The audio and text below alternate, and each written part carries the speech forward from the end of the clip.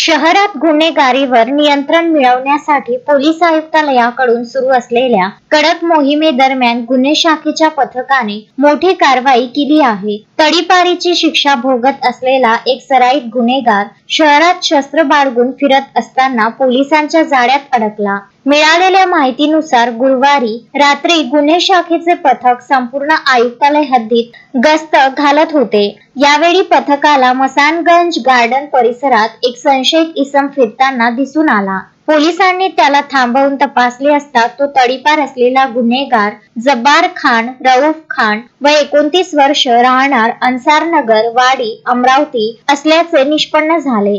पोलिसांनी जब्बारची झडती घेतली असता त्याच्याकडे एक धारदार लोखंडी चाकू मिळून आला. तडीपारीच्या काळात शहरात प्रवेश करणे आणि त्यातही घातक शस्त्र जवळ बाळगणे हा गंभीर गुन्हा असल्याने पोलिसांनी तात्काळ त्याला ताब्यात घेतले. त्याच्याकडून 500 रुपये किमतीचा एक चाकू पोलिसांनी जप्त केला आहे. या प्रकरणी नागपुरी गेट पोलीस स्टेशन मध्ये आरोपी जब्बार खान याच्यावर महाराष्ट्र पोलीस कायद्याचे कलम 142 आणि आर्म ऍक्टच्या कलम 4/25 नुसार गुन्हा दाखल करण्यात आला आहे. गुन्हे शाखेच्या या धडाकेबाज कारवाईमुळे गुन्हेगारांमध्ये खळबळ उडाली आहे. शोएब खान, विदर्भ न्यूज, अमरावती.